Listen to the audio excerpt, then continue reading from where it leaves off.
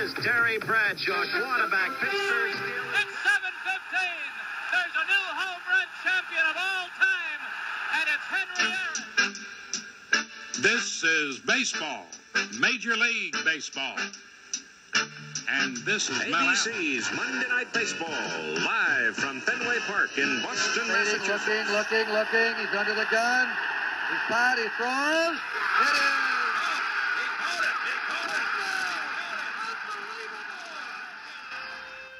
Welcome, everyone, to the May 19th, 1975 Past Our Prime show. Your three hosts are here, Mark, Bill, I'm Scott, and today on the cover of SI, AJ Foyt going for his fourth Indy 500 crown. And look, I'm not going to say he's the best American race ever. I just don't know enough about the sport to make that claim, but I'm not embarrassed to say that he is, because if he isn't, I don't know who is. Maybe Richard Petty, but I don't know.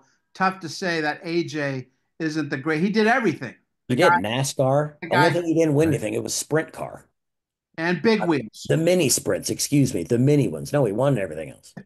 And he had a great name. I mean, come on. If your name is AJ Foyt, you got to be. I know. It just rolls off your tongue, too. Right. Yeah. So let me ask you guys, since we're talking about guys who like to drive fast, what's the fastest you guys have ever driven? Ooh. Now, Mark, that would be like today for you. You drove yes, I drive fast. on the 405. Yes.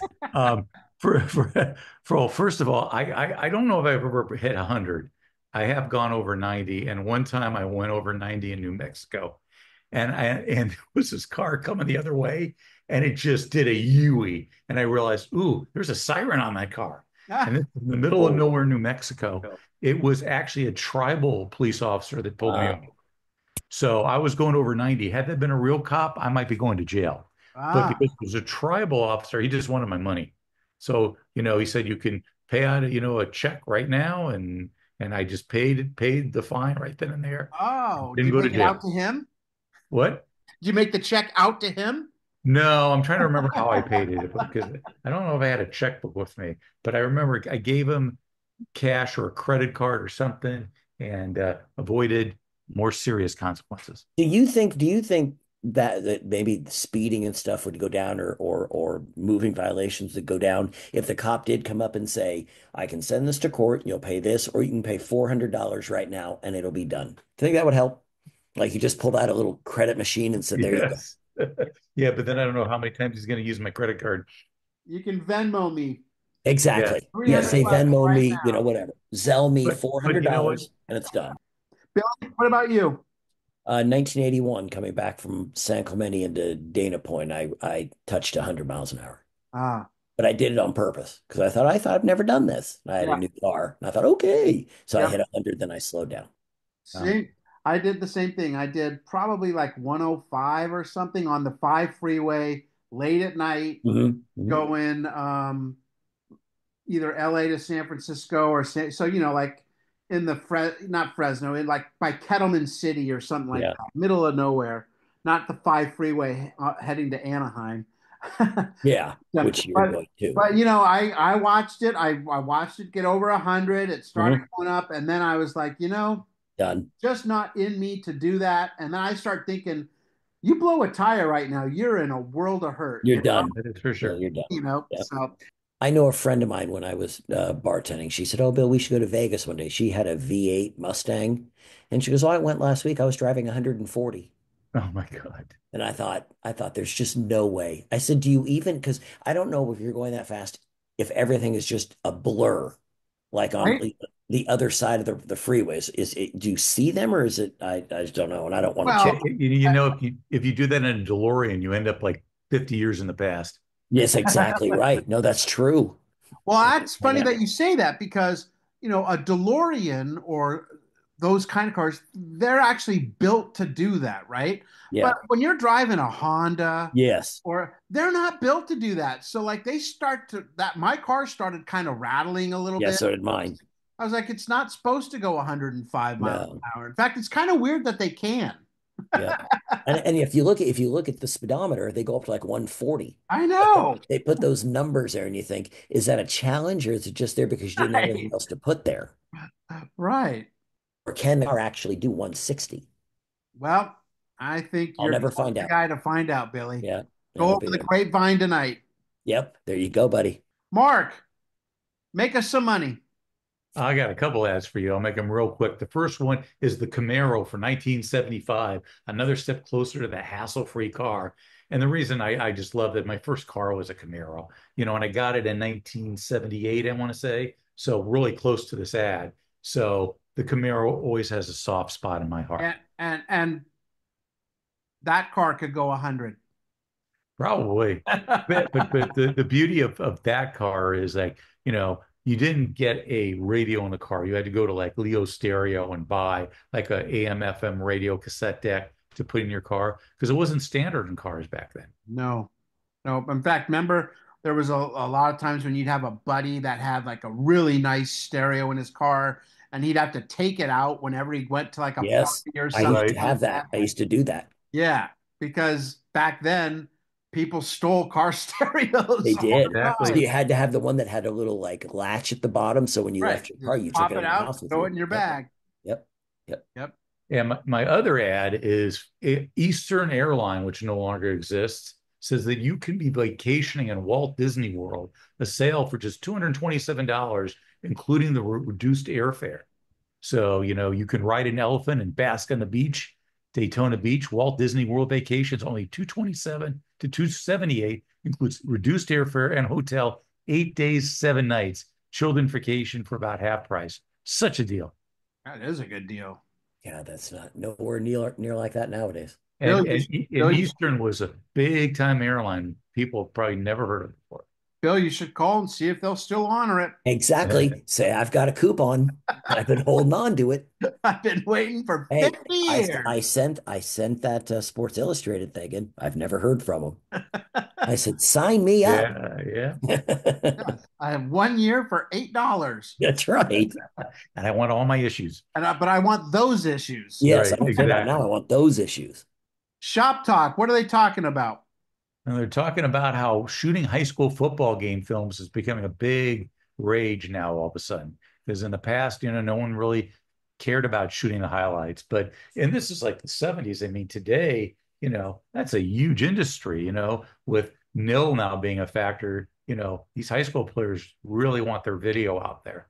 And there are companies that will actually shoot. But now so many people are shooting high school games. It's a big time thing. And Bill, you know something about that, right?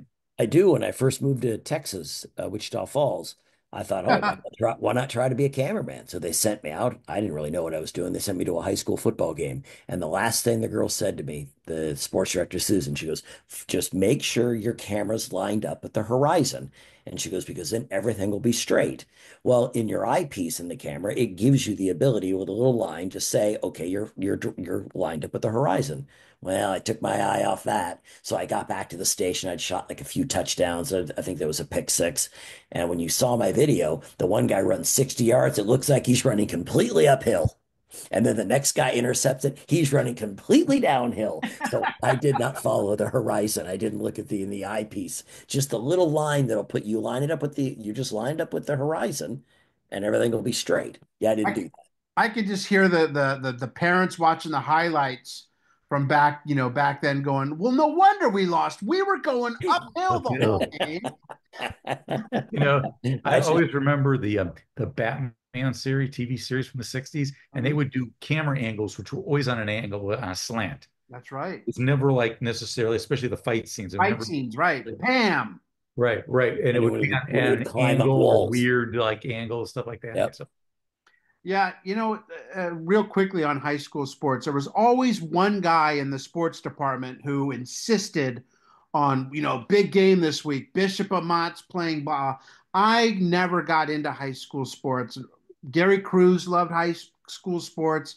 I always was kind of the belief that the people who really cared about that game were at that game. Now, Billy, you were in Texas, and Yes. man, Friday Night Lights, that was a They thing. wanted to murder me because I used to do the Rider High School. And I used to go to all the practices. So I'd get a little idea about the team going into the next game.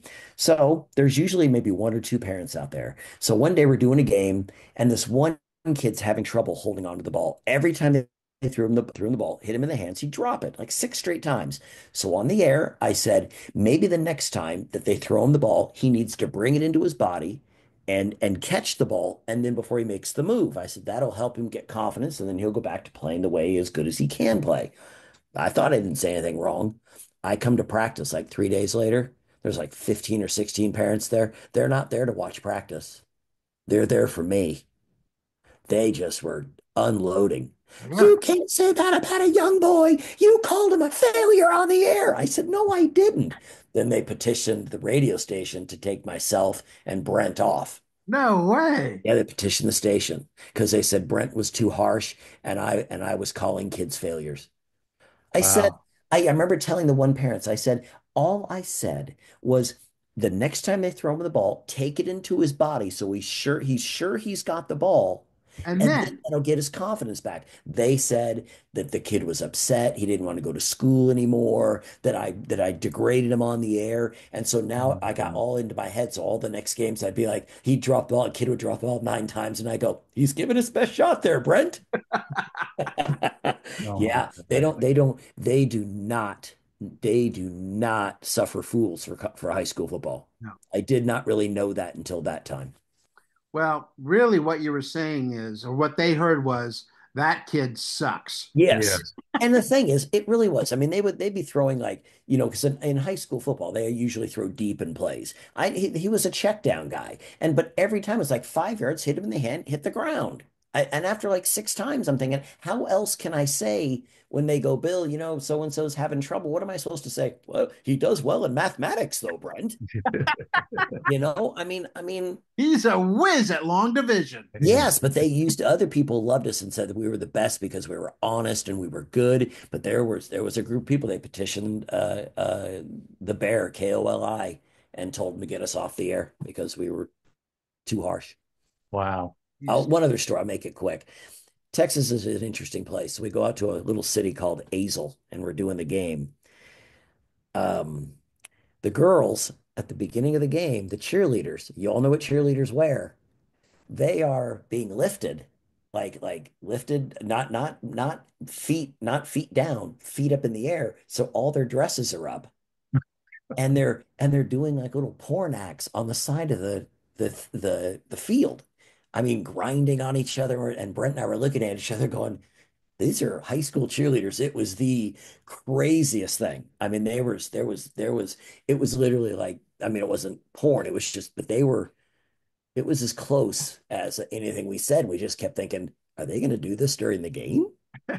I mean, there were things. I mean, I just remember the fact they were lifting the girls up. The guys would lift the girls up, hands up, and they'd have their hands together. And the girl would be up in the air, but her whole skirt would be up by her neck.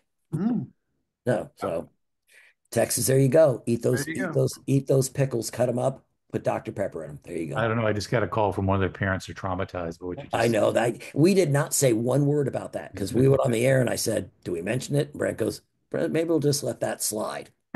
And that Yeah, was the but they night could that sense was the it. They night they could sense dropped a it. girl too. Ugh.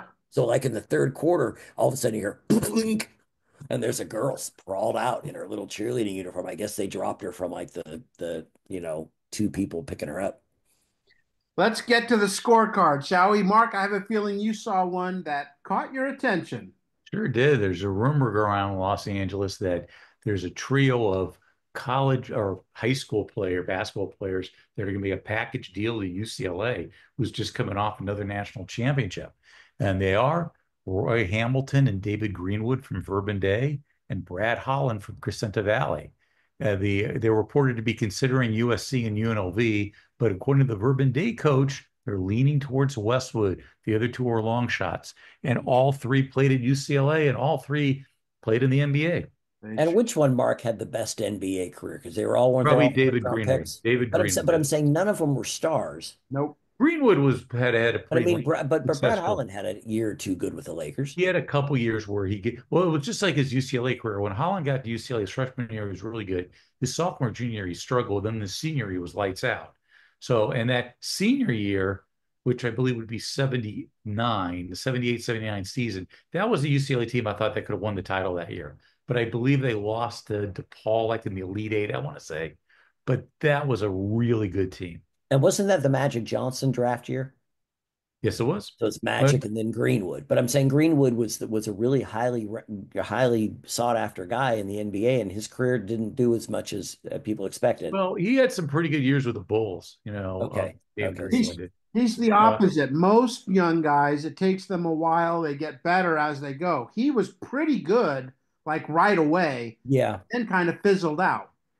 he played for the Bulls, the Spurs, the Nuggets, the Pistons, and then back with the Spurs between 79 and 91. Okay. So he Uh, played a long time. And Roy he played a Hamilton long was time. He was on an NBA championship team okay. uh, in uh, ni- uh, 1990, I believe, with the Pistons. He was actually on that team.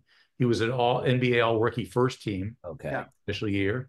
And Uh, Roy Hamilton's career was decent. he got Pistons drafted wise. by the Pistons, and I Yeah. believe Roy told me it was just a bad organization at the time. Okay. Yeah. So that was just if he had been drafted in a better organization, maybe his NBA career would have been much better. Billy, what do you got? Oh, just the single most sought after baseball card in 1975 was a 1909 issue bearing a picture of Hannes Wagner. It was worth $1,000. Now, if you happen to have that card right now and it's laying around, you're going to be knowing that you're going to make a ton of money because basically the same card sold in 2025 for $1.98 million. Oh, my goodness. So if you just And, happen to have that card around, it's probably more now, probably 2 but million now. But man, from $1,000 then to basically 2 million now is just unbelievable. and I think Gretzky and Bruce McNall, Wayne Gretzky and Bruce McNall bought it for 451,000. So that had to be about 30 years ago, And, something like and then that. they Yeah, and then yeah. they Well, yeah, sold it. 93, I think they 94. sold it 4 years later for only 500,000. So they didn't make that big of a profit on it. Yeah, Bruce probably needed the money. But you Yeah. think about that, because how many of you guys had baseball cards? I used to put mine in my spokes. Yeah. If I didn't like a player very much, I'd color in their face. I Yeah. never thought, back in those days, yeah, I collected them, but I just thought, oh God, this guy, I don't care about him. But now, man, if I would have known it was a big market, we'd all be millionaires with all the cards we So probably do have. you know And it, why that card is worth so much? I have no idea. I think it's because I think it was like 12 made. Well, that's because back then they were not in baseball packs. They were sold Oh, with cigarettes. were they real? Oh, And wow. Onus Wagner was against smoking. So after they made, I think maybe a dozen of them or something like that, he said, no, no, no, no, no more, no more cards of me. And so they were Wow. so rare that that's why they're worth yeah. so much. And didn't Ken Kendrick, the owner of the Diamondbacks, buy it? I want to say in 2011 or No something. idea. Wow, that card's been Yeah. around then. Yeah. So there have been some pretty, So you pretty buy the impressive things. card and you put it away, and then you come home late at night and your 4-year-old son found a way to get into your lockbox. Yeah. Dad, look at the picture I drew on this one. Yeah. That's why you do digital art. Yep. Yeah. Feeding the residents of the Washington National Zoo cost almost $600,000 in 1967. And in 1975, the annual food bill has increased to, what is that, 1.245 thousand. Everything from horse meat to dried flies is up, and the cost of the fresh grapes favored by the zoo's rare birds has risen out of sight. George H. Adams, who runs the zoo commissary, says that the Chinese pandas Ling Ling and Sing Sing are the biggest per capita drain on the budget with their 9 pounds of apples, carrots, and sweet potatoes, 7 pounds of rice gruel and honey, and 20 pounds of cut bamboo and a couple of dog biscuits per day each. So they eat a lot like Mark does. Mark does like his gruel Oh, gruel and bamboo for Mark all day. all day long, man. Well, you can use the bamboo as a toothpick, see, to clear out. That's true. Mark, they said it. Pete Rose.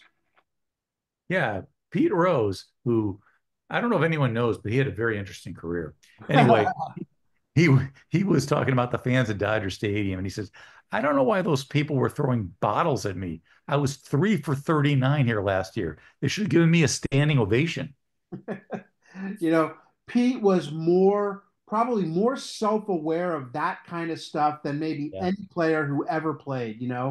He knew, like, he was so in the moment. Like there's that famous quote, like when he slides into third base in the '75 World Series, and he says to the Red Sox third baseman, or maybe it was the first baseman, I forget, but he's like, "Isn't this great?" Yeah. He just knew. Yeah.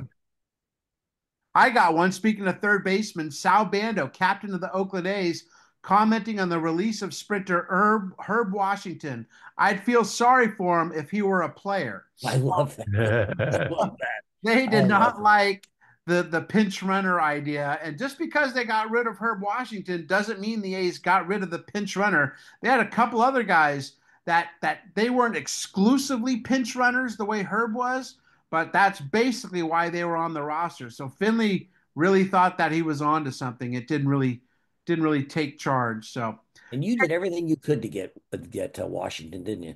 ah, he was not an easy guy. Nope. I left him countless messages. Yeah. God, he would have been Bastard. great. What can you do? Nope, nothing. Changing of the guard, Stanley Cup playoffs, and even though the Flyers are the defending champs, it was still news whenever Montreal was knocked out. And that's just what Buffalo did. How'd they do it, Billy? Well, they did it because they had the great line. They had the French Connection line. Gilbert Perreault, Rick Martin, and Rene Robert. They had 11 points. 3 goals in game one, none in two, three, and four, two in game five, and one in game six. They overcame Scotty Bowman, the head coach of the Canadians. They overcame the checking line they put on them. Buffalo did everything they were supposed to do to win that series. However, Ken Dryden didn't have the best series. He was coming off the year retirement, and he got him back there. But there was many plays where he was out of position and played the puck incorrectly, at least from what I read. But it was still, hey, it was Buffalo's time. They had Buffalo's time. They made it to the Stanley Cup. They made it one other time and never since.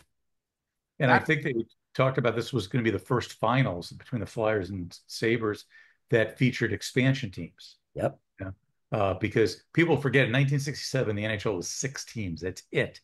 And then in 67, they doubled it, added 6 new teams to get 12, including the Flyers. And then in 1970, they added 2 more teams to get up to 14 by adding the Sabres and the Vancouver Canucks. mm. But Scott, you had mentioned something because we talk about the French Connection line, which really is an amazingly great name. Oh, But only so one good. of the guys is in the Hall of Fame, which is sort of odd because Rick Martin, I know you had talked about, had a great career.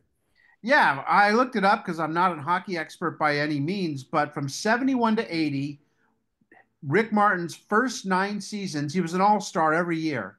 And then a devastating knee injury basically ends his career. This guy was a great player, had about 700 points in those 9 years. And if not for that injury, which really just ended his career Yep. almost, I mean, he played a handful of games. In fact, Billy, once he was no longer an all-star, he was traded.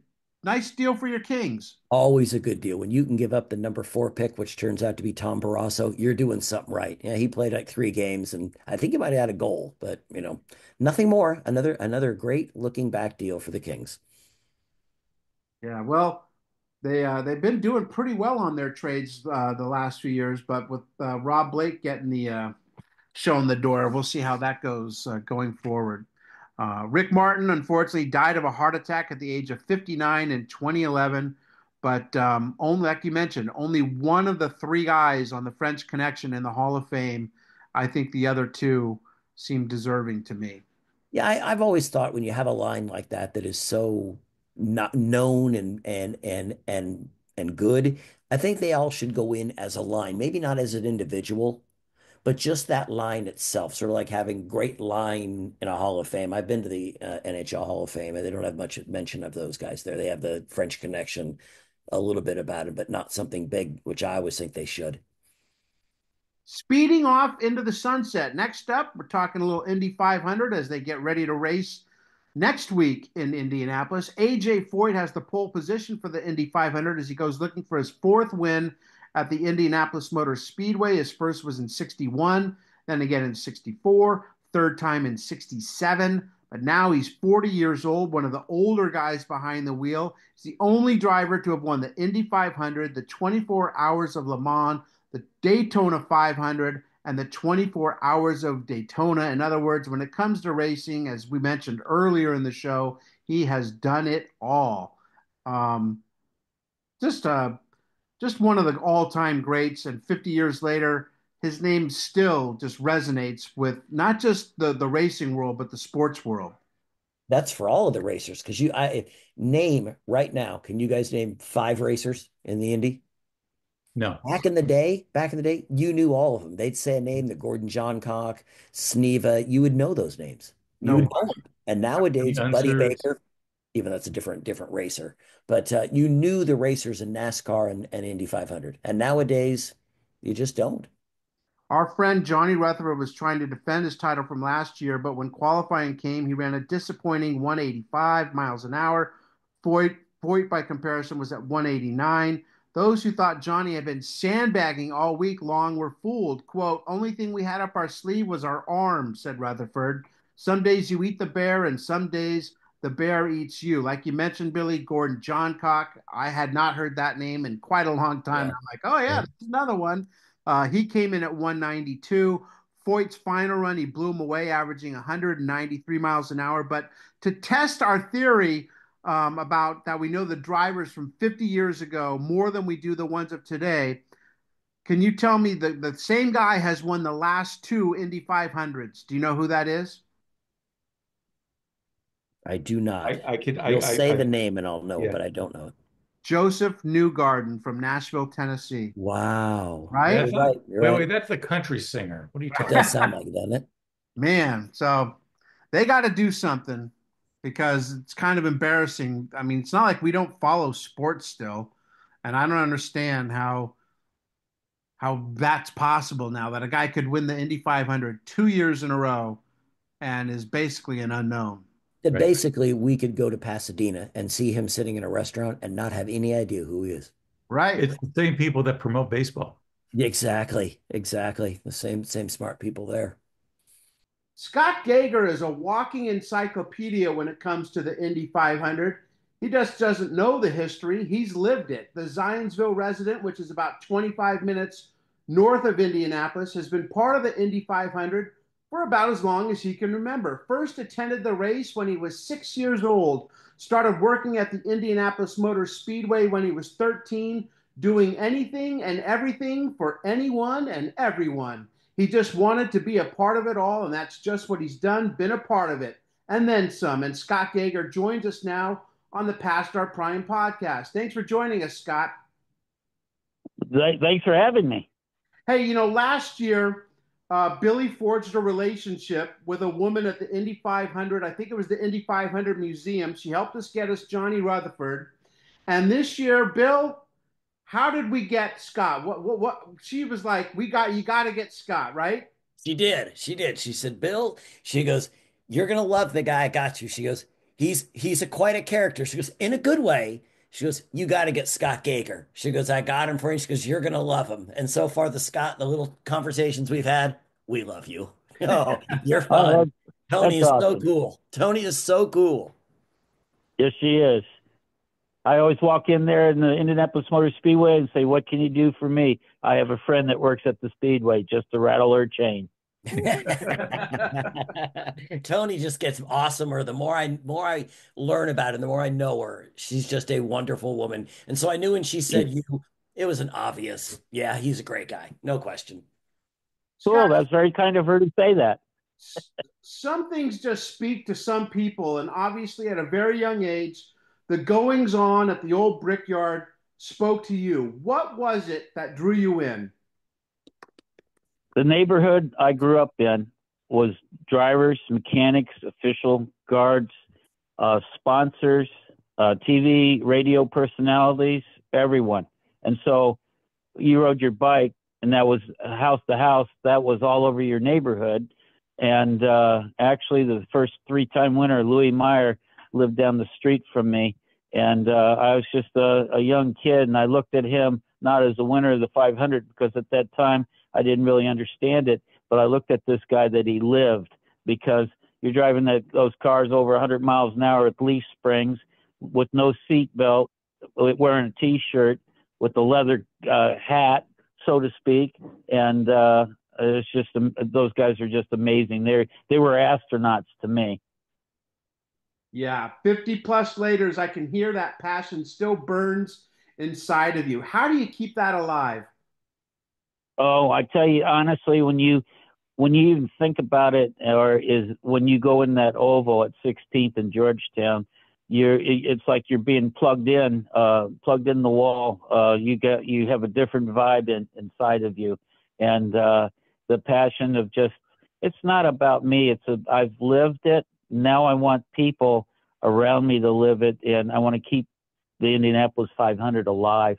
And it's just like this year here in my neighborhood. I have a single mother, and so I purchased her 2 children tickets to the race, and her daughter, or sister, and her sister. They've never stepped inside the racetrack. And I also helped Randy Bernard and Mark Dill. We created the junior pass from age 9 to 17 because I wanted kids to experience what goes on in Gasoline Alley. And so I got them junior passes and mama pass.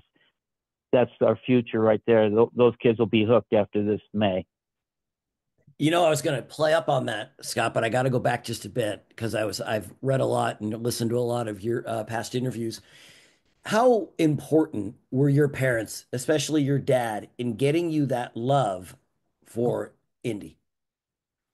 Well, my dad loved drinking, and the Indianapolis Motor Speedway has a golf course inside and outside, and he was an avid golfer. He didn't really care about racing, but he'd take me out of school, and I was scared to death of being arrested because I was supposed to be in school. He'd leave me in the grandstands and go play golf to the end of the day, and he would never tell my mom. And then the next day, my mom would take me and never tell my dad. I had a lot of dental problems allegedly during May, but no, they just basically, they knew that I was around it. And the neighborhood, like they would bring the cars home. Kid, you want to sit in the car? I sure do. And that's what drove me towards it. It was something that I didn't know, and that's what drove me towards that. And I even told, the man, Fuzzy Zoller, I told him, I go, Fuzzy, I told him that story. He goes, at least your dad left you at a good playground. And so that was really it. It was golf was a little too slow for me, and that noise and the smell and the color of those cars is just it was a new thing, and you just were drawn to it. And is it true that getting the job at UPS also helped you a little bit as well? Yes, it did. At age 17, I was working with the man Don Shepard earlier in sprint cars, which in his earlier ages, he had Foyt as a driver, Johnny Rutherford, Bobby Unser, and but I was his gopher boy in the sprint cars with Jimmy Carruthers, and he had Larry Rice. And so at age 17, I go, racing's not going to pay my retirement. I need to get a real job that will. So I went to work as a junior in high school for UPS. When I went into delivery, I ended up delivering to the race teams. And then I never had to ask for a job because they knew I worked in racing, and they knew I busted my butt. And so I never had to ask for a job. I was like, a lot of people wanted me to work with them, and I was humbled and blessed by it. And so now I got 2 incomes, and I'm still in racing. What makes the Indianapolis 500 so special? What is about that race that is separated from any other form of racing? I've been everywhere else. I've been to a lot of tracks, Watkins Glen, Daytona, wherever, Long Beach. But when you walk in there, the atmosphere, the fans, there's so many people from every walks of life. And I looked at my dad. My dad was much older than me. He should have been my grandfather. If he'd still be alive, he'd be 114. Wow. He was born in 1911, the first 500. And so I looked at some of his scrapbooks from 1930, and there's 130,000 people at the Indianapolis Motor Speedway, but all walks of life that came from everywhere. And they're so attracted to it. And you see all these celebrities at the F1 races. That's been forever at the Indianapolis 500. And the cool thing about working on a race team, I'm not someone that goes gaga over the celebrities and all that, but we're the animal in the zoo, and those celebrities come to see us now. And because they want to see what it's all about and be part of it. And a friend of mine, mailman Bob Fry, his nephew is Brad Goldberg that works for Ganassi. He's the lead engineer there. Well, we had John Wick out at the Speedway running a sports car on the road course, and the man that plays John Wick, and he went up and gave him a brick from the Indianapolis Motor Speedway from a Culver block from 1901.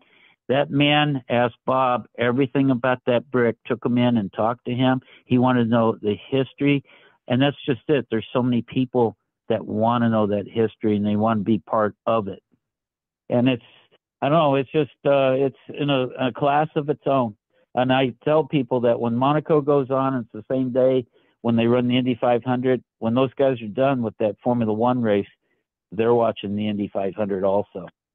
1975, AJ Foyt on the cover of Sports Illustrated as he goes for his fourth Indy 500. He would finish third, with 1974 winner Johnny Rutherford second, and Bobby Unser taking home the checkered flag. What do you remember, Scott, about that race 50 years ago? Anything stand out? Was that the one that we had some rain? Yes. The rain race there? Yes. Yes. That Bobby won? Yeah. Oh, just you know, like, even with the rain at that track, that you know, nobody leaves those grandstands, and it's like not like now, like here comes lightning, they're gonna leave. Everyone stayed in those grandstands and just watched all that. And I know, like Bill Vukovich and the Bettenhausen family wanted to win that race so badly, and just it's, you know, there are a lot of people who are big Foyt fans. There's no doubt about it. And I was blessed that I grew up with a gal named Natalie Pope, and Natalie lived just a couple blocks over from me. Her father, Jim Pope, worked for Foyt, and AJ was over at their house, and he had a station wagon with the orange color paint job on it. And it was the first time I ever saw a license plate that had someone's name on it and said Foyt. I go, this guy must own Texas, because I'd never seen a personal license plate. And actually, I'm talking about 1970, that license plate that I saw. And, just the thing about Indy, it's just that so many people want to see that race happen, such as that one that Bobby won, that they just they don't leave the place. It's just like when Elio won in 2021 after the pandemia. People wouldn't leave because they hadn't been out amongst people. And that was like I told Mike Shank that was like reopening the world, running the Indianapolis 500 in 2021. The three of us grew up sports fans, not necessarily Indy fans, mind you, but sports fans. And we knew all the names of the drivers back then. Now, not so much. What happened that the drivers of today aren't as ingrained in the sports fabric like they were when we were kids? Well, a lot of them, they didn't. A lot of these drivers haven't grown up with nothing, and like AJ says, I bet they never slept in a station wagon, ate beans and lard like we did, and it's just a lot of them are, not to be mean, a lot of them are catered to now. And sometimes I say I'm in charge of the tippy cups to give to the drivers. But the drivers of the past, they were part of the fabric of auto racing. And they were very accessible to the fans. And now it's kind of like just out there on a tow cart or golf cart and get in the car and go. But I tell you, I experienced with Pato O'Ward that he very much impresses me.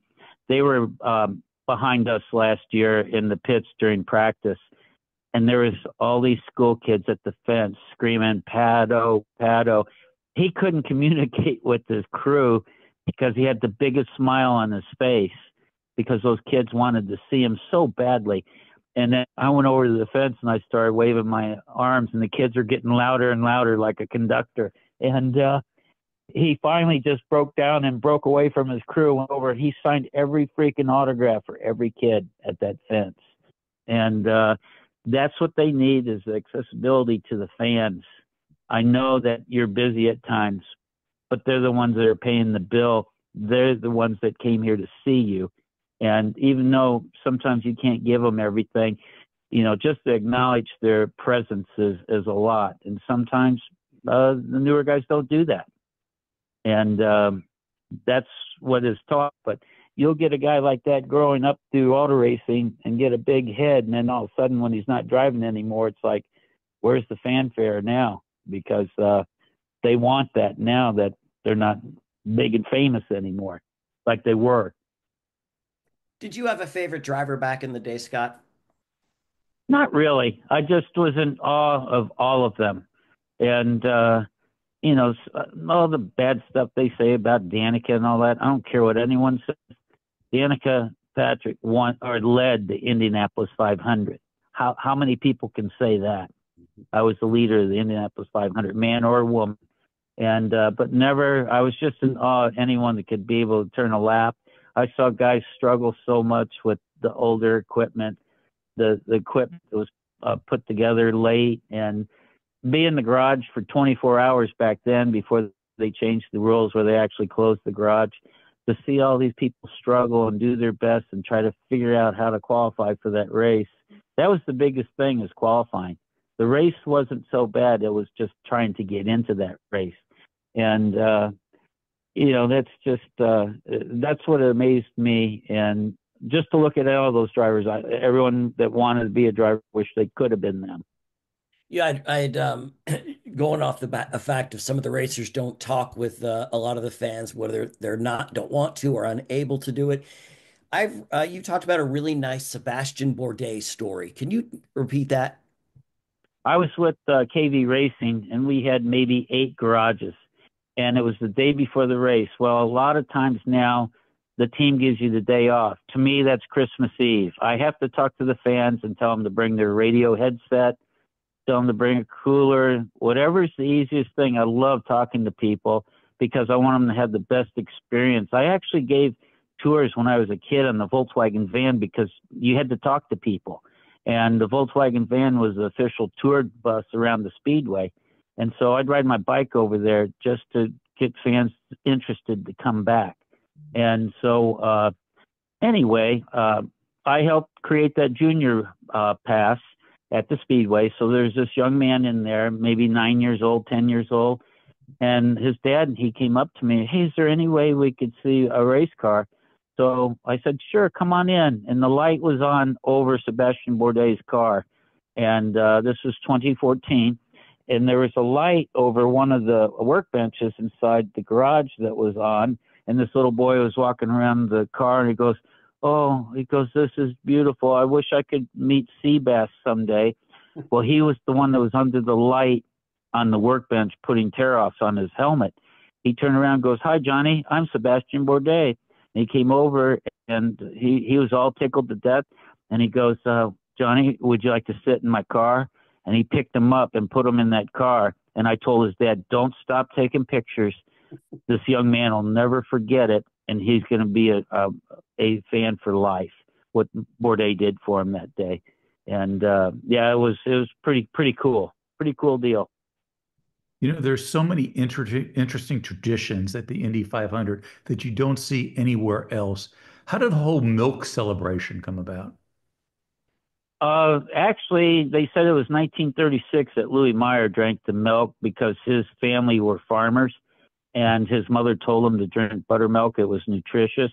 Actually, to my knowledge, he drank it in 1933 also, and my dad actually saw him win that race. He snuck in the back of a car because he couldn't afford to go to the race. And so when Dan Weldon poured the milk over, that was cool and all that. But when we won the race, it's like, I got to enjoy. I thought about my neighbor, Louis Meyer. I got to enjoy every sip of it. And someone goes, hey, someone else drank before you out of that milk. I go, I don't care if there's brake clean in there. How many times do you get to stand in Victory Lane at the Indianapolis Motor Speedway and drink milk?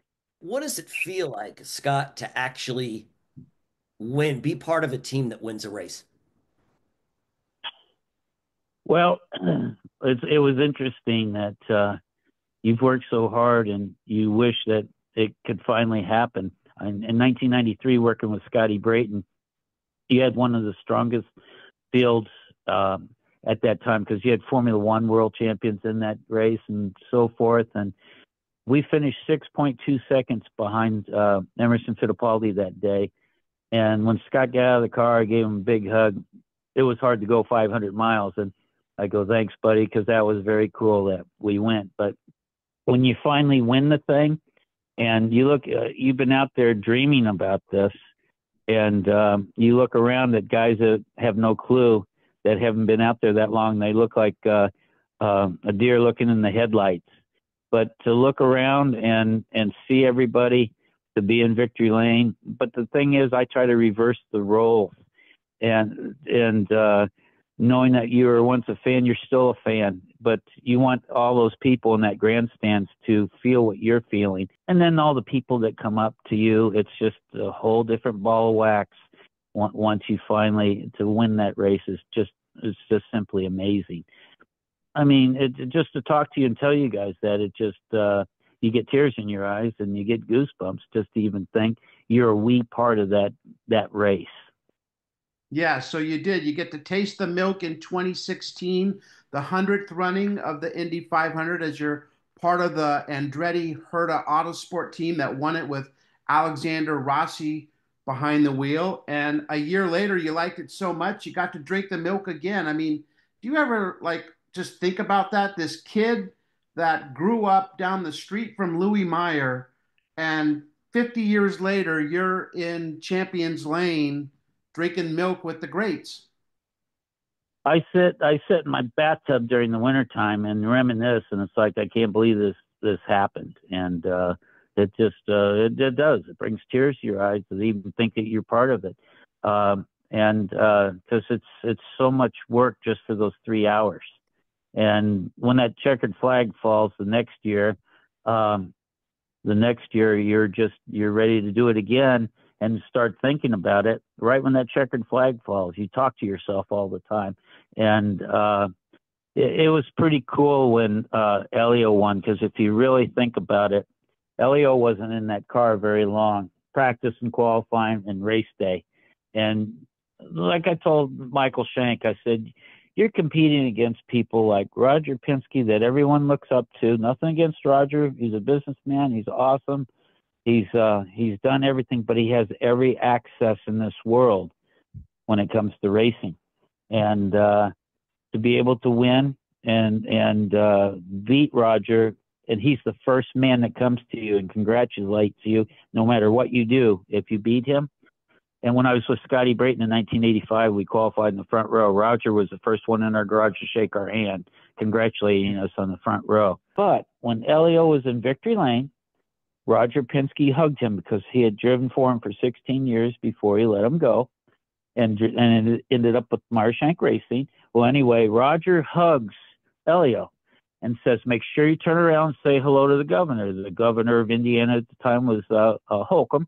So he did, but when Elio turned around, I pointed at him. I go, you now are Peyton Manning and Tom Brady. Both boys had lost their job, won the Super Bowl. Elio's eyes got real big. He goes, I am. So if you look at the replay, the next microphone in his face goes, I'm Tom Brady. I'm Phil Mickelson. He goes, us old guys rule today.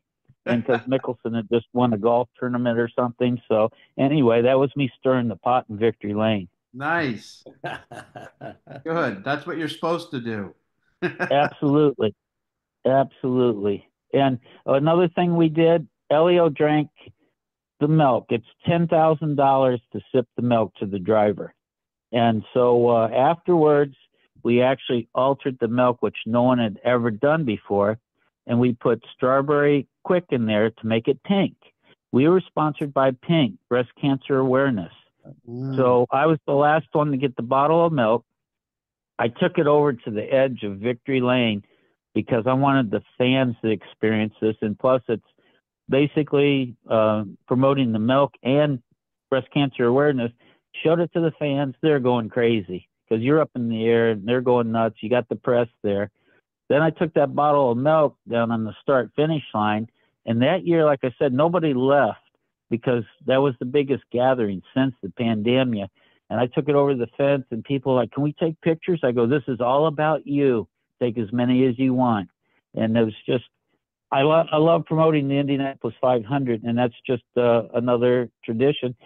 This year also, Prairie Farms has made 80 million bottles of milk that are 16 ounce with 5 former winners in 8 states, 13,000 outlets, and they're putting them in the schools. And I part of my deal when I was on the fan council, 12 and under was free with Mr. Homan when I was a kid for practice qualifying. And then they made it 5 and under when Mr. Homan passed away. And I said, if you don't bring that back, we'll never have a future crowd. It's 15 and under for the practice qualifying and race day. If you have 1 kid or if you have 2,000 kids, they're free because that's our future. It's general admission, yes, but you got 1.6 miles of viewing mounds at the Indy 500.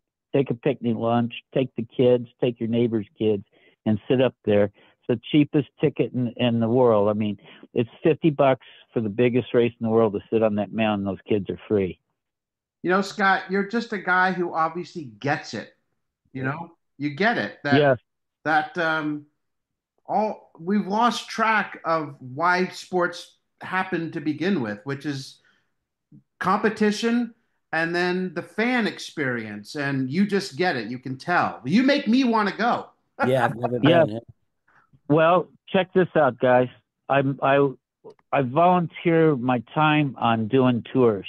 I'll ride the tram or I'll ride the bus around the speedway and talk to people. And like I had one person when we won with Elio, is your head big because you won the race? I said, no, I'm still a fan because Mr. Holman made me a fan. That's where it all started. I rode my bike over here with my best friend, Brian Kassler, in the snow to just sit in the stands in the snow, wishing there was a car on the track and wishing everyone could experience this. Well, there was a couple that they have a house down in Louisiana. They got a house in Mexico for the winter. I gave them a 2-hour tour. They just contacted me about 2 months ago. They were so excited. They'd never been to the 500. They bought a house in Noblesville here for the summer just to go to the Indianapolis 500. I told them where to buy their tickets. They got their tickets. Now they're all gun-ho. Bought a house to go come to the 500. I go, man, I want to be their pool boy. Scott, I want to go back. I want to go back to the milk for a second. Didn't you meet the milk girl? I did. I actually met her in Costco one day, and she asked me. She goes, "How do you like your milk, or which kind?" I said, "Cold." You know, the 2%, the homogeneous. I don't care. Just give it to me.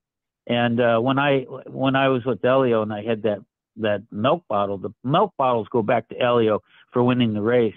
It's funny. Someone came up to me and they're like, "Don't lose that milk bottle." And I just smiled and I'm like, "Yeah, right. Like I'm going to lose this."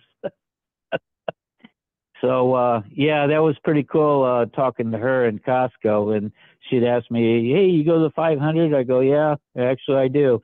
But this will be my 59th race."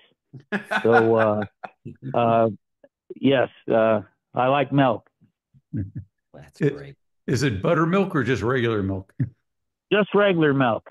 Yeah, just to my knowledge, I don't think they have buttermilk actually on the menu anymore. I know that Ed Carpenter, they asked the drivers before the start of the race, after they qualify, they ask them what milk they'll drink. And I believe Ed Carpenter at one time had said that he would take buttermilk, but I think they actually took that off the menu. And I know it's white milk actually all the time, whatever it is, 2%, whatever, because of picture taking. It comes up better in the pictures, and that's why they have it white. So we do a trivia segment here on the show called 50-50. I'm going to give you a 50% chance to get a trivia question right, okay? And we'll do an Indy theme. We're going to do the movies, Indy 500 and the movies. Yeah, so, winning. Yeah, winning. That's right, with Paul Newman. So, true or false? The great Jimmy Stewart, you know, from It's a Wonderful Life, Mr. Smith Goes to Washington, all those great movies. True or false?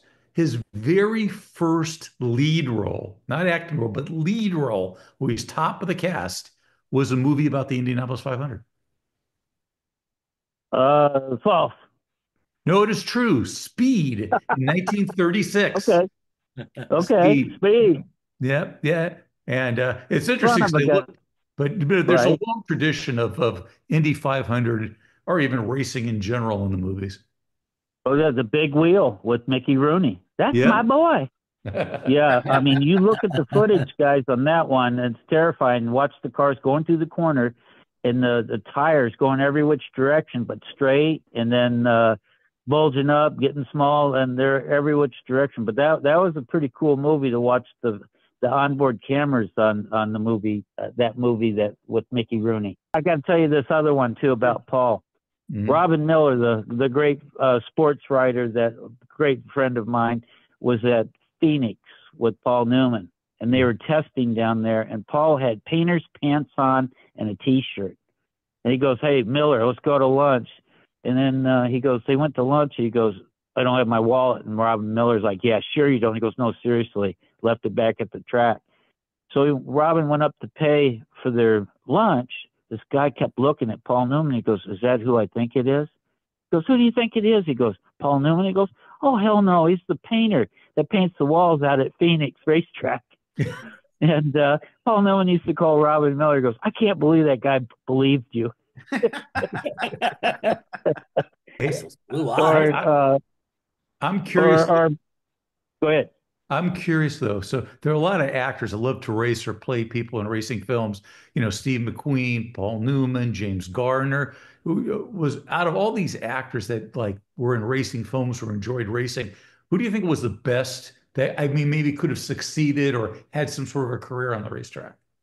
I think Paul would have been, because, I mean, yes, he was an older man and he wished he started earlier, but, I mean, you still got to drive the car, and being in Trans Am racing, that's some pretty tough racing, and especially when you got the old guardrails, old Armco and all that. He had some pretty horrific accidents, and no, he really loved auto racing, and he said he wished he would have started earlier. And Mr. Dempsey, Mr. McDreamy, we've butted up because I've worked IMSA and Le Mans races with them, and I know that he really enjoys, and he seems like he's pretty talented behind the wheel also. And but he's really, I mean, those guys their passion is there, and we always had James Gardner in our garage because my chief mechanic Jim Wright built off-road cars for him, and he was always gracious and come in and talk to us, and he was. It's funny, Charlie Brown's is a big place a lot of people go to over in Speedway for breakfast, lunch, and James Gardner was in there with Linda Vaughn. And this lady came out of line, goes, "I just love you," and Jim Gardner goes, "Get back in line, lady." Of course, he was just rattled. He was just joking with her. I'm as usual. I'll make a left turn here. No pun intended. All right. But this our podcast is basically it's a great sports podcast from back in the day. There was a guy that was pretty famous out in those areas in those days. A guy Tom Cousineau. Do you know? Can you tell us that story? Oh yeah, Tom actually, when in the '60s, I was 3 years younger than Tom.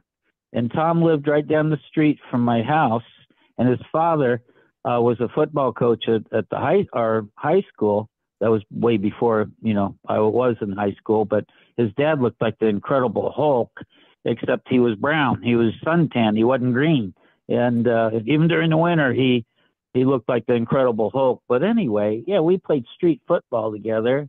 And then Tom they moved. He played for Woody Hayes at Ohio State, was #1 draft choice.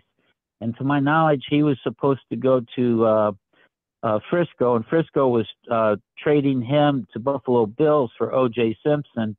And he decided not to go. He went up to Canada and played up there for years, and before he came back and played for the Cleveland Browns. Well, he ended up working on our race team back in 1984. He was supposed to change the left rear, and Bob Golick, nose tackle for Notre Dame / he played for Cleveland also, and then played for the Raiders. Well, anyway, Yeah, it was great because Cousin O asked me one day, he's walking around all puffy chest. He goes, anyone ever get hurt out here? I'll go, we kill about 3 or 4 people a week. And he just looked at me. I go, you ain't so tough now, are you? And, and then it was cool with Golick in '84. We're doing something with the tires, and I look up, and there's Gale Sayers and Bob Greasy standing there looking at us. They wanted to see what Golick was doing. I go, that's pretty cool. But yeah, that was back in the '60s with Cousino, and it was before he changed his name to Cousineau. It was Cousino, kind of like Tony Dorsett. Hey, Scott, we mentioned these names kind of like they're Greek gods. AJ is now 90, Rutherford 87. Unser passed away in 2021 at the age of 87.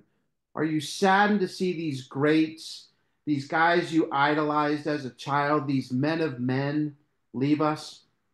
Oh, absolutely. I mean, I was blessed to work with Johnny Rutherford with Kenny Bernstein's IndyCar team in 1988 because I worked with Buick with Jim Wright.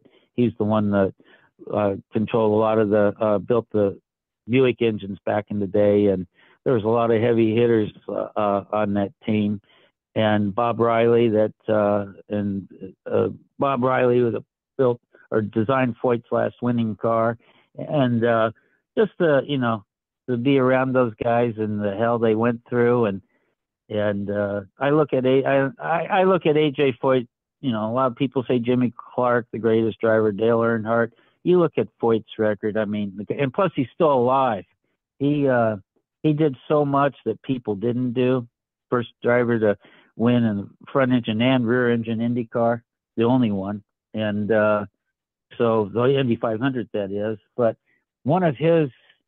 You look at AJ and you YouTube this, the 1965 Milwaukee race, leading in a dirt car, and the only reason why he didn't win, and this was against the guys, the greats with the rear engine cars, Gurney and stuff. The only reason why he didn't win Milwaukee is because the fuel tank was too small and they had to fuel the car, and so just amazing to be able to do what AJ's done. And remember Bob Wallach down at Daytona, where AJ hadn't driven, I believe, in 16 years in a car to run the Daytona 24 Rolex. And Bob Wallach's like, who's this Foyt guy? And Foyt goes out there in the dark, in the rain, sets the fastest laps, get out of the car. That's who AJ Foyt is. But, yeah, those guys, AJ says that Indianapolis made AJ Foyt. AJ didn't make Indianapolis. Well, I think that goes both ways. He was a star out there, and he still is. Scott, if you say that one of your jobs is promoting the Indy 500, let me just tell you, you're doing one hell of a job, my friend. I really appreciate that, and that's why I try to get people passionate and get them excited about coming, and at least experience it once. Well, hey, for Mark and for Bill, I want to thank you for joining us today. Enjoy your month. I appreciate you guys letting me. Yeah, Scott, you're the best, man. Tony was right about you. I don't want to tell you about 10 minutes.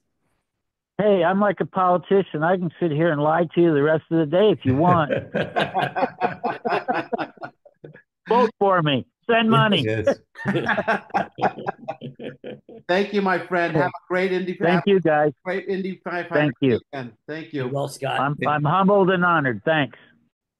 All right, no more racing. Let's talk some baseball. The A's are putting the there.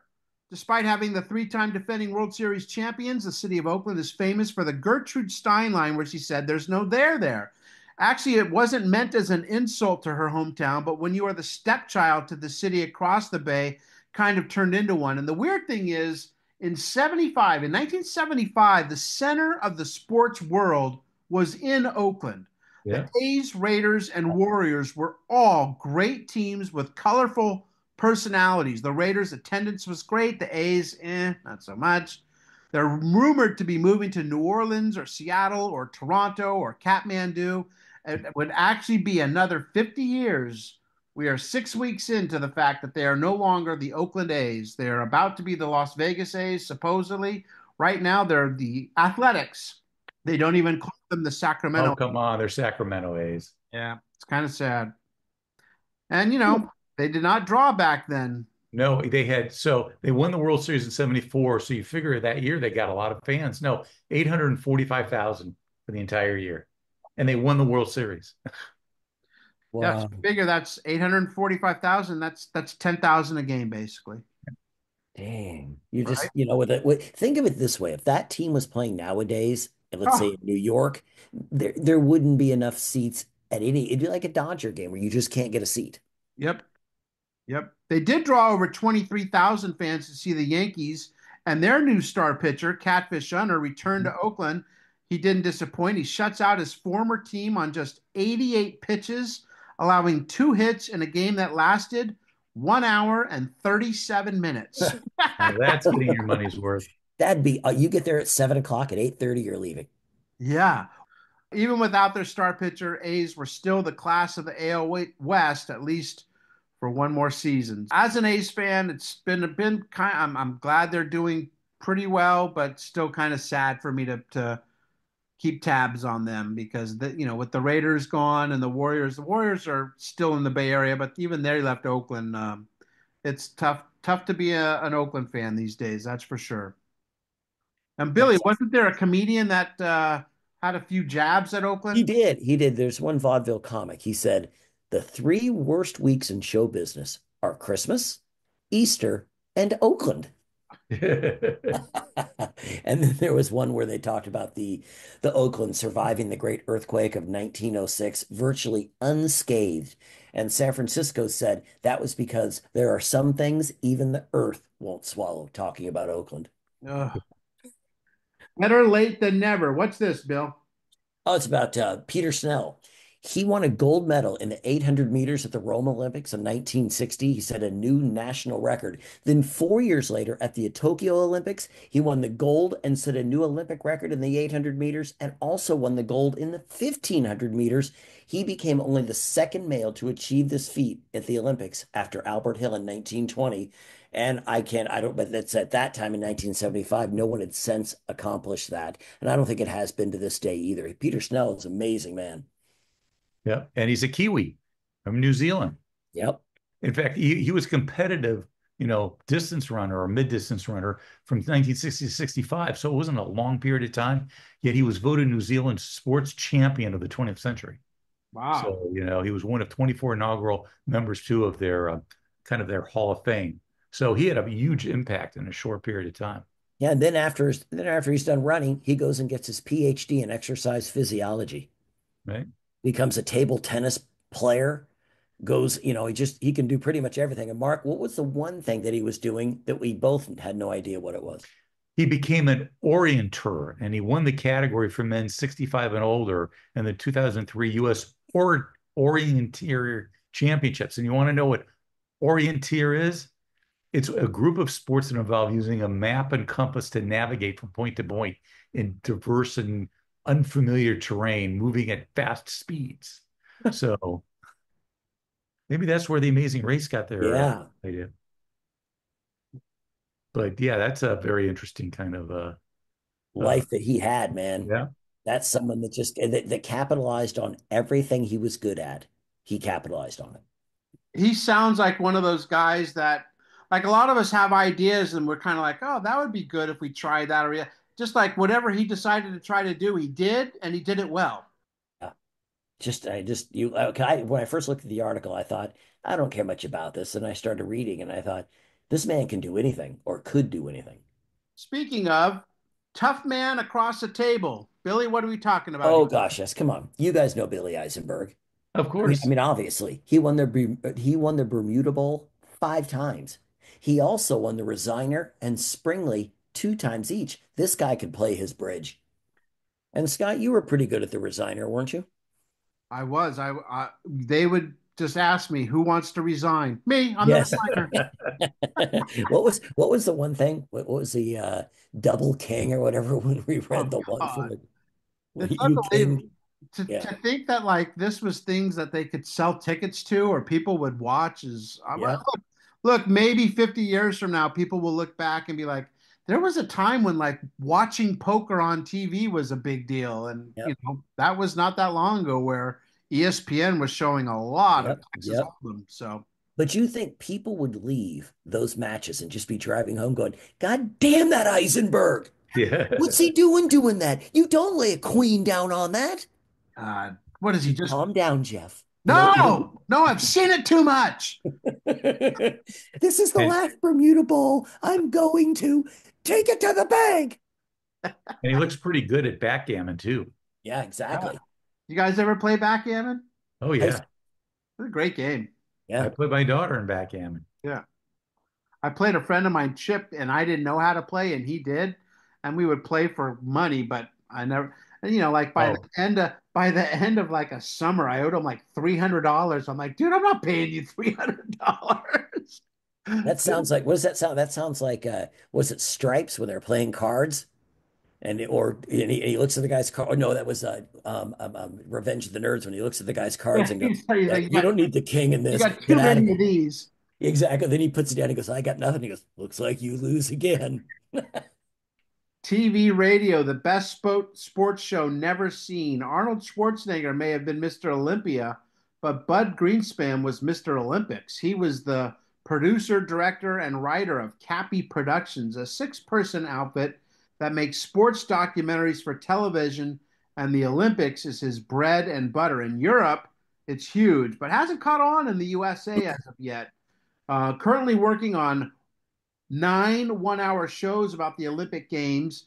The BBC, CTV in Canada, and 5 major networks in other parts of the world have bought the series, but that doesn't mean it will ever get on the air in the United States. So this guy was another one of those pioneers of radio and television, had a vision. Apparently, it wasn't being bought into at this point, but as we'll see, it later did. He became synonymous with Olympic coverage. Mhm. yeah. And he after this article came out, he did a lot of he was well known. A lot of his stuff got publicized and he became extremely famous. But one interesting thing, 2 years after this article came out, he actually did a movie. It was like, I think it was a made-for-TV movie about Wilma Rudolph, who Right. was a sprinter who won 3 gold medals in the 1960 Olympics. So it was made in 1977, I want to say the movie. Right. And Cicely Tyson was in the movie. This lady, Shirley Joe Finney, played Wilma Rudolph. But the real interesting thing, there's a character named Robert Eldridge, age 18 in the movie. His character supposedly is, and he was played by none other than Denzel Washington. Oh, Oh, wow. wow. Yeah, 1977. Got to be one of his first roles. I bet. Yeah, and people forget Cicely Tyson. She was Oh, big, man. she lived a long life. She was an awesome actress. I mean, was it The Diary of Miss Jane Pittman? She Yep. was in the movie, won a ton of awards. Roots. Yeah. Yeah, he was great. So I actually remember Greenspan mostly after the very successful 1984 Olympic Games in Los Angeles. He did I think it was 16 Hours of Glory or something like that, a documentary on those games. 2004, he was inducted as a special contributor into the United States Olympic Hall of Fame. So Bud Greenspan, I think he died about 15 years ago, but Billy, he had an eye for talent, didn't He he? did. He said in the article, he said he approved Kurt Gowdy's first job. And he also worked with Marty Glickman, Red Barber, and Vin Scully, that all those guys worked for him. But man, the dude started out at 17 years old. And 2 years later, at 19, he became the sports director at WHN in New York. So not only did he know talent, but he was quite talented himself. No question. Bud Greenspan, one of the greats. Philadelphia Story Act Part 2. Dick Allen is back in Philadelphia after abruptly retiring from the White Sox last September. What, he retired, Billy? What the heck happened? I know he said it was done with the White Sox, but second, he surely wouldn't play for the Braves because they sent him there. So finally, he got a job back with the Phillies. I say back because in 1964, Allen was the Rookie of the Year. He'd a local hero. But 5 seasons later, as a writer said at the time, he was the most disliked and unhappy player in baseball. Who knew that Richie Allen would be that way? But in his first 7 years, he averaged 25 home runs. Not bad, not bad. hit 13 in his final 2 years in Philly. He also averaged 77 RBIs in those first 7 years, only 55 in his last two. So he wasn't the same player when he came back. He had the same attitude, just not the same player. Yeah, and after two subpar seasons in Philly, he goes to Oakland in 1977. That's his last season in baseball. A feared hitter, a feared person. Like we've talked Yeah. a few times about the media was like, I don't want to go talk to Dick Allen. He's kind of intimidating. So, but in 2020 he dies, Mark. But his fans and some of his family members got some good news this past January. They sure did. He is going to be a member of the class of 2025 in the Baseball Hall of Fame. He received 13 out of 16 votes, which is 81%. And I think it's the classic baseball era committee that did the voting there. So he'll be inducted on July 27th of this year in Cooperstown. Long overdue for Mr. Dick Allen, who, even though he was a Philly for a lot of his career, I just remember him with the White Sox. Mm-hmm. Yeah, me too. Me too. He'll go in with Dave Parker, another great player of the era of which we're talking about. But I know all three of us were kind of pulling for Tommy John to get in there. And we're hoping that when his name comes up again in a couple years, Tommy will get his place in Cooperstown. What else is going on in baseball this week, Bill? Well, it's AL West. Just one night in Kansas City, Billy Martin, manager of the Rangers, and center fielder Willie Davis have a shouting match following a 6-5 loss. Martin says, "I'm doing the talking here. Get your bleeping hands off me," Davis shot back. Later, Martin, obviously not calmed down, kicked two Ranger beat writers out of the dressing room, accusing them of snooping around. Billy Martin, God, nowadays he'd fit so perfect in the social media era. God, he'd be great. He seems insane, but I grew up with him being fired all the time by the Yankees. Yeah, I mean, the closest thing I can think of to Billy Martin, and I don't mean this from a drinking standpoint, but just in terms of temperament, but also being good, but being kind of unpredictable, Ozzie Guillen, Yes. right? Yeah, that's a very fair thing. Ozzy wasn't a drinker, No, but man, but you but Ozzie you got in never knew trouble what we because was going to say. he spoke his mind, and in this day and age, you got to be real careful of what you say. And And he wasn't a big man, but he was a tough man. He'd knock you Yep, he'd out. fight anybody. Oh yeah. But the favorite Billy Martin story when he was managing the Tigers, I want to say this was like 72. They're playing the Milwaukee Brewers and they're getting blown out. It's like 9-0 or something. But there's threat of rain coming. So Martin starts stalling. He would come out and talk to his pitcher so many times. He'd make his players like clean the mud out of their spikes and just stall and stall, hoping that the rain would come before they got the 5 innings in. And the score would get worse and worse and worse because he was telling, don't feel that ball, don't let's delay this inning.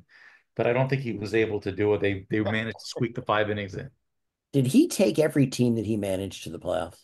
I don't know. I don't think these Rangers team made the playoffs, but, Okay. but he improved every team. Okay. Right, exactly. Yeah. Okay, that's fair. Exactly. That's probably a better question. Yeah.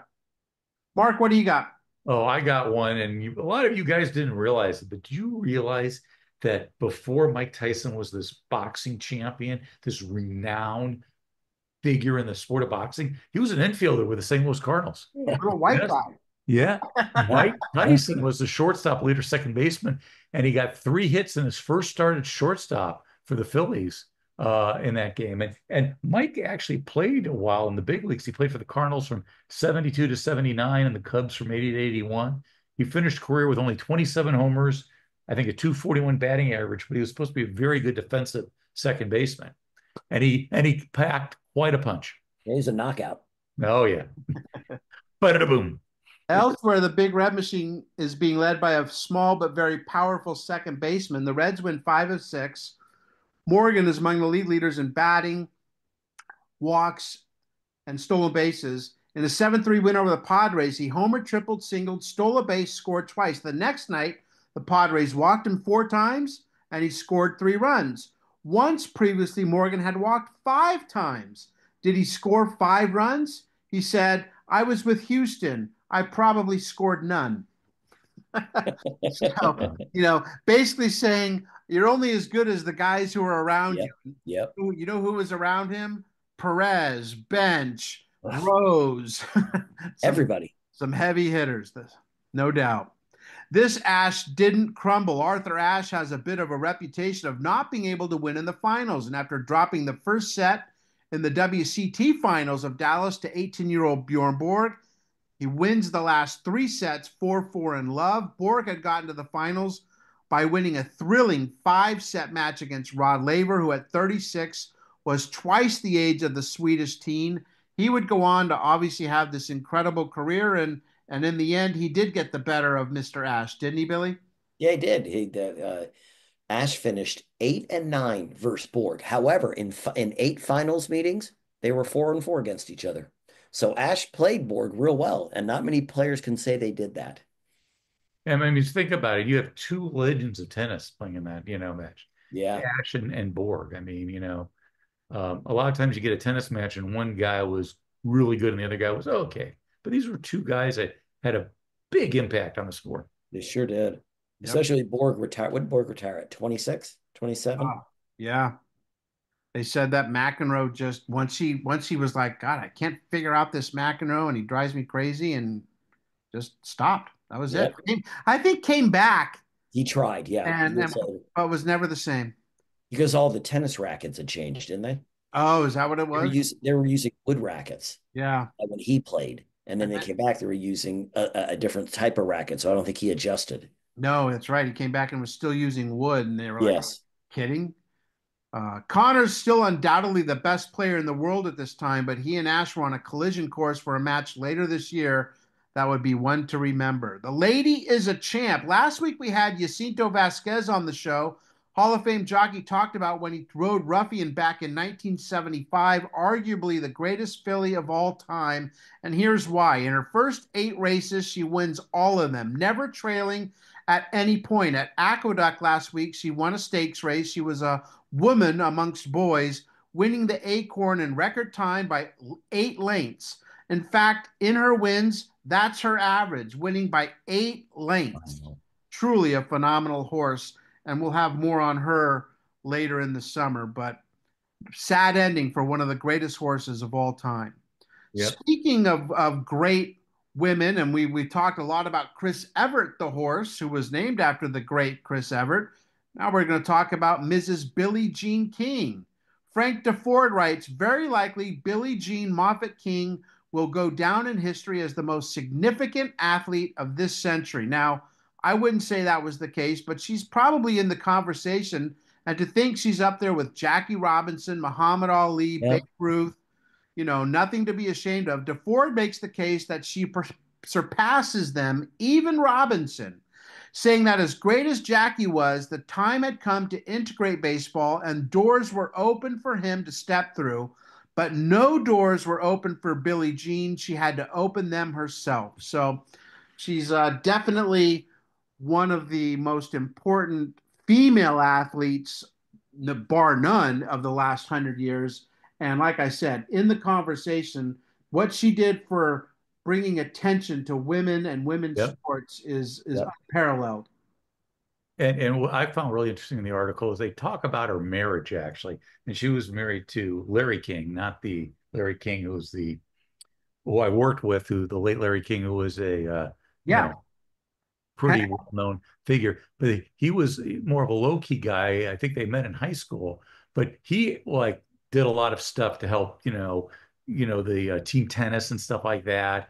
He was like the person behind the scenes there. But what people didn't know at the time was that, Billie Jean King was gay and it ended up having an affair, I believe, with the secretary or assistant. Yeah. And later got married. And I mean, they got married in 65 and they didn't get divorced till 87. But even in this article, there are hints that it's not a typical marriage. Right. And there's a paragraph in there that says the King's marriage is best described by Billie Jean as 2 circles that intersect occasionally. Yeah. And that we're talking about how that arrangement fascinated people, but they weren't always together, Yeah. Yep. Although it's funny, right? Because Billie Jean Moffett, her last name is Billie Jean King because of this marriage. Right, exactly. Yeah. Or to be Billie Jean Moffett, right? But if she would have come out and stated her sexuality back in those years, she would have been over. That would have been it. No That would have been question. it. They were Yeah. not. The country was not ready for that. No No. question. A six-time Wimbledon champion, and listen to this, guys: 39 Grand Slam titles, 12 singles, 16 doubles, 11 mixed titles. Her claim to fame is certainly her nonstop fight for women's rights, but people sometimes forget what a great player she was. Right. And then, of course, beating Bobby Riggs, the Battle Oh, of Texas. yep. Probably the probably as big a hyped match in the history of sports. It really was. It was a turn. People that didn't give a rat's ass about tennis or sports tuned in to watch that. Right. And if you look at that picture of her standing next to Riggs, Riggs looks like he's having a good time. He's got the smile on his face. Billie Jean looks like it's all business. Oh, yeah. Oh, yeah. Just all business, man. And then, Mark, I got this for you. In 2023, Billie Jean King competed in the 10th season of The Masked Singer as Royal Hen. In an episode that was a tribute to Elton John, where she was eliminated, she sang two songs, Philadelphia Freedom Right. and Don't Go Breaking My Heart. Right. And Philadelphia Freedom was named after their tennis team. Tennis team in Philly, Right. Philadelphia Freedom. Yep. For the record, let's call this quits in a bit. Bill, what do you got? Well, about a year ago, I think on this exact date last year, Al Skates, the former UCLA volleyball coach, was our guest. Well, this year, in the 1975 issue, his Bruins won another volleyball championship by beating UC Santa Barbara.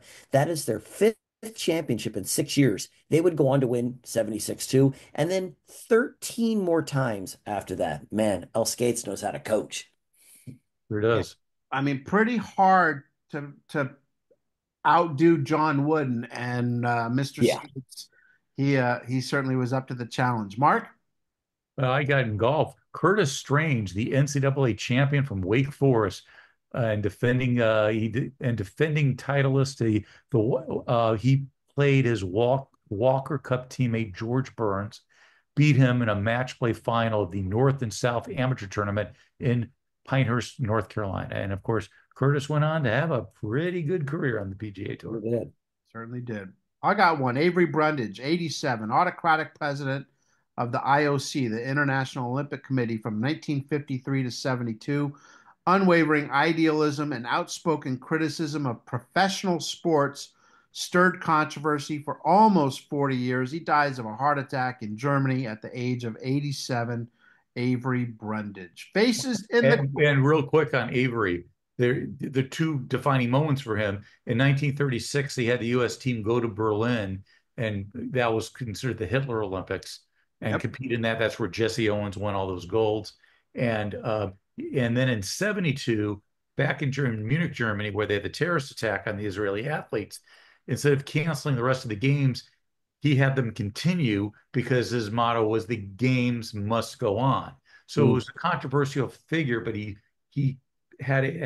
believed that the amateur athletics had to go on even on the face of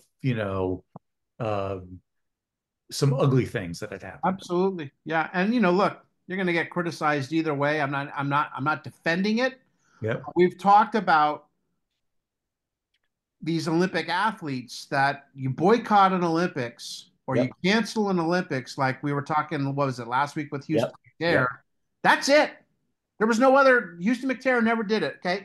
And I'm not saying it was the right decision. I'm just saying it's not as easy a decision as people would make it out to be, because these people have trained their entire lives for this moment. But he did get criticized because as the hostages were still alive and being held, like a half a mile away, they're running track events. So it was a crazy time, no question about that. Let's do the faces in the crowd. Mark? Yeah, I've got Len Burdette, 49 years old. He's the baseball coach at Fresno City College for 17 years at that time. He just registered his 400th win with the defeat of the College of the Sequoias. So pretty successful coach there. In fact, he ended up retiring in 1988 with 722 wins. And Bill, wasn't that some sort of record? Yeah, it was the winningest community college baseball. He was the winningest community college baseball coach in California history, and he retired. He's now third place, but at the time, all-time winningest guy. And I believe he is still alive at 97. Wow. He could talk, and it's funny because you read it. He also mentored Tom Seaver and Mark Gardner, Yeah. two different era players, so to speak, but still, what stories he must have on Tom Seaver as a young guy. Oh my God. Nice. Billy, you got one? I don't. That Oh, was Len Burdett. Mark and I tag team that guy. you sure did, man. We did. Tag And we team, got a pin. We tag, We won. did. tag teaming a 97-year-old. That's awesome. It was nip and tuck for a while. It was. Hey, that's gonna do it for this week's show. Unless, Bill, you got any final thoughts on Scott Gager? Actually, you know what? Tell us a little bit about how we got Scott and Tony, who has helped us now 2 years running when it comes to Indy 500 guests. Well, last year, we're trying to get the guest. We're trying to figure out how to get a guest for our IndyCar issue. So I just called like NASCAR, or excuse me, I called Indy. I just called the museum. And this lady answers. I explain what we do and who we are. She goes, "You seem like a really nice and honest person, Bill. I'll help you. I just saw Johnny Rutherford. He walked down the hall. I'm going to talk to him." He ended up becoming our guest through her. So obviously, I keep up with Tony through the year. A wonderful, wonderful woman Tony Meyer is.